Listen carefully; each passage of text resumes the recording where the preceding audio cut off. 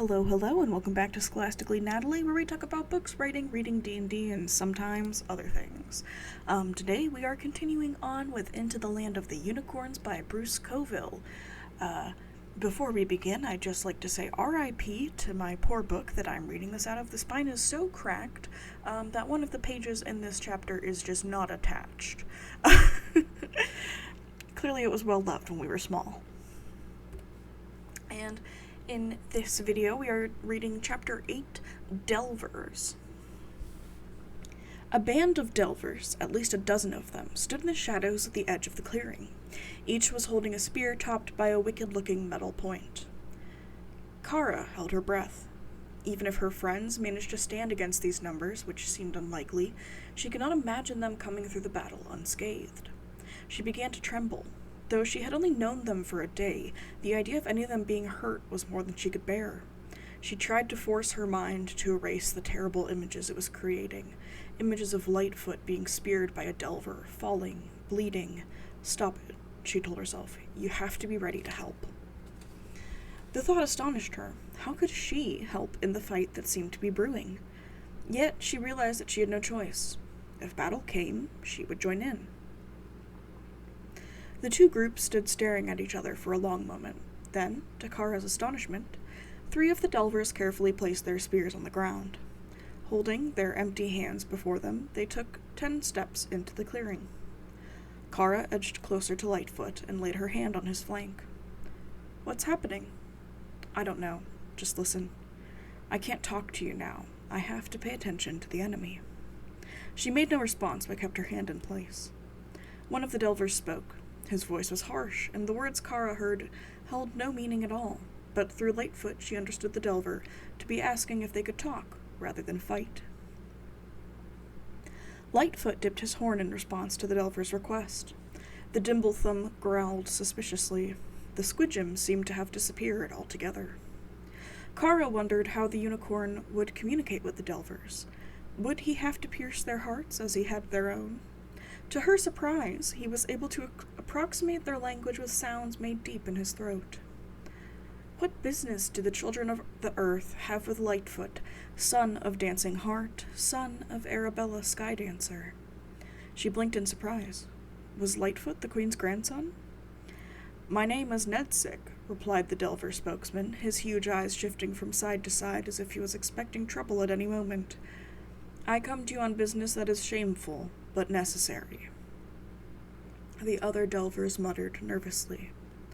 "Go on," said Lightfoot. "Though there is no love lost between unicorn and delver, we live in the same world." "Through treachery," growled the Dimblethumb. Lightfoot shot him a warning glance. The Dimblethumb fell silent, though Kara could see it was an effort for him. Lightfoot turned back to the delver. "Go on," he said again.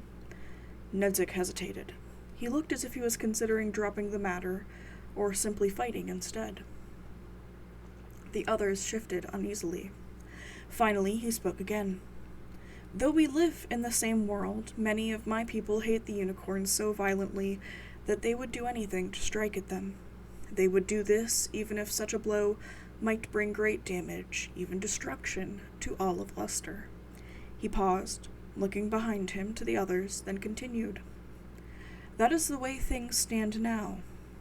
That is why we have come to speak to you, though doing so means we are betraying our king." He was blinking rapidly, and Kara realized that the sunlight hurt his enormous eyes. "What does the Delver King plan?" asked Lightfoot. Though it was not in his words, Kara could sense the confusion and fear that the Delver's message had created in him. Nedzik took a step back, and the other 2 weaponless delvers gathered around him. After a moment of whispering, he stepped forward again. "The king wishes to open a door to the world of men, so that they can enter Luster and hunt the unicorns." The shock that ran through Lightfoot caused Kara to momentarily lift her hand from his flank. When she put it back, the delver was still speaking.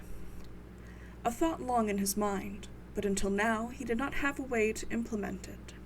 That changed when Gamzil came upon the human child that stands next to you and tore from her the amulet she was wearing. The Dimblethumb growled at the memory, causing the Delver spokesman to flinch. Gamzil is a fool, and did not recognize the amulet for what it is. He tried to steal it only because it is a pretty bauble. Not long after, he came crying back to our caves without it. A man came to us, a human, who had just crossed here from Earth. Kara caught her breath. The Delver was almost certainly speaking of the man who had chased her and her grandmother into St. Christopher's. How had he made it through? Did he have an amulet of his own, or had he somehow managed to jump through the opening she had created? A wave of guilt washed through her, and she was glad that Lightfoot could not read her thoughts unless she sent them to him. This man began to ask questions, continued Nedzik, and it was not long before King Nerflax, who is smarter than he is wise, may the rocks not crush my feet, realized what he was seeking. When he also realized that Gamzil had this very amulet in his hands, and then lost it, his rage was mighty indeed. Nedzik shook his enormous head. Alas, poor Gamzil. Even a fool does not deserve such a fate. Anyway, the king has sent out many groups in search of the child and the amulet. It was only luck that let us find you first. The Dimplethum's growl grew deeper. The Delvers looked profoundly embarrassed. What the king plans to do with the amulet has not been made widely known, continued the Delver.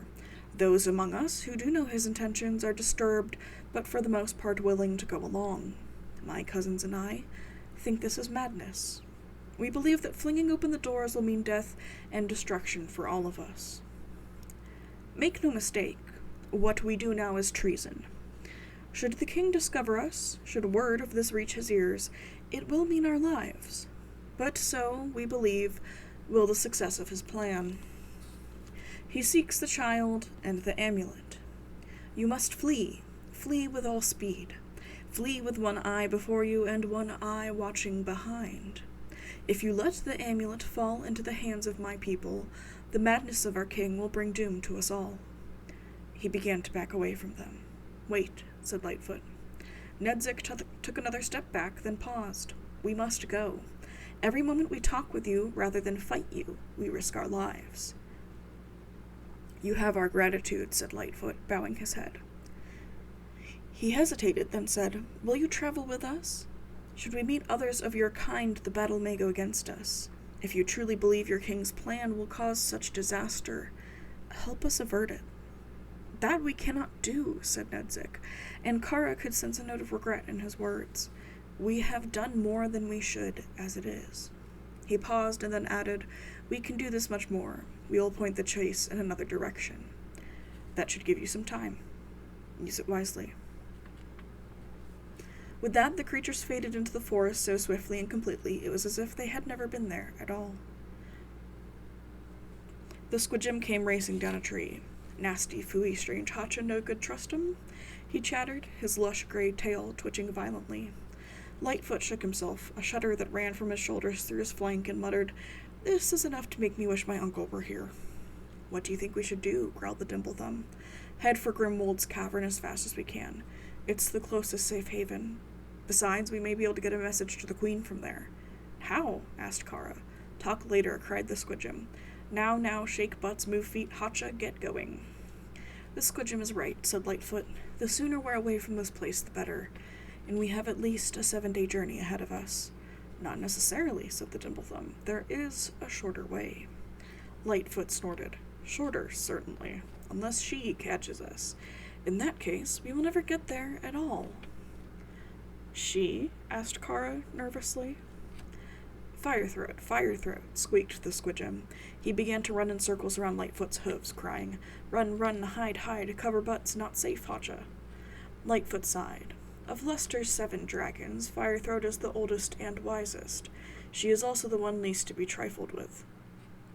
She guards her territory well, does not take trespass lightly, and has no use for fools, a fact my uncle says would make it particularly dangerous for me to come in contact with her. The choice is simple, said the Dimplethumb, backing up to a tree and rubbing his shoulders against it. The Dimplethumb and his friends take the long way and spend 7 or 8 days trying to avoid the Delvers. Or they take the short route and spend a day and a half hoping Firethroat is not anchored by them walking the edge of her territory. He pushed against the tree harder, sighed, and then added, The Dimblethumb does not think the Delvers will expect anyone to go that way. Even if they do, they will not follow unless King Nerflux is more desperate than the Dimblethumb thinks. So the Dimblethumb says take the short route. If Firethroat is in a bad mood and eats the Dimblethumb and his friends, at least the amulet is saved from the Delvers. For that there was no answer. So it was decided that they would take the dragon path to Gurmold's cavern. It's just as well, in a way, Lightfoot said to Kara later on. It's a much prettier route, and you will see some amazing things, still and all. He left the sentence unfinished. She could tell he was contemplating the fate of a fool in the claws of a dragon. And that is the end of chapter 8. We're getting almost to the middle of this rather short book. So that means we have to have a climax soon. Ooh! And, you know, if we're feeling a little bit predictive, you might even be able to guess what that climax will be.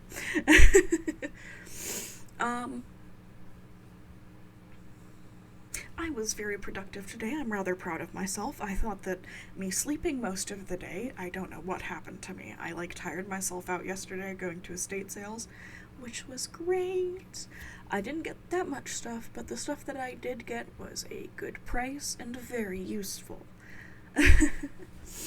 And so then I woke up this morning, I played some Pokemon, I fell back asleep, I woke up and played even more Pokemon, and then after that I've been kind of productive, which is just a wild concept to me. In fact, I just finished making food for the rest of the week, which is something I've been meaning to do, haven't gotten up the energy to do, so I'm pleased that I've finally accomplished it. I'm only mostly a disaster, I swear. Anyways, let me know how you're feeling about the book, if you'd like to see more of the book, if you have any requests for different books, pieces, or even just different types of videos. If you want to send me your own writing, I would be thrilled to read it and edit it, and if you are okay with me doing it on the channel, I'd also be honored to do so. If you don't want me to do it on the channel, I'd still love to read your stuff and edit it. I say this knowing full well that one of my friends is waiting for me to read her stuff. I'm sorry, I promise I will do that, eventually.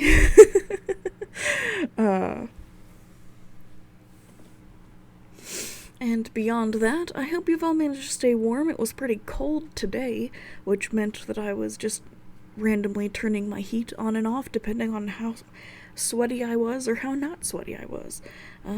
Always a little bit awkward. And so, I hope the fan running in the background didn't distract you too much during this video, and I hope you will be at least somewhat productive this week. And with that, I'll see you all in the next one. Scholastically Natalie is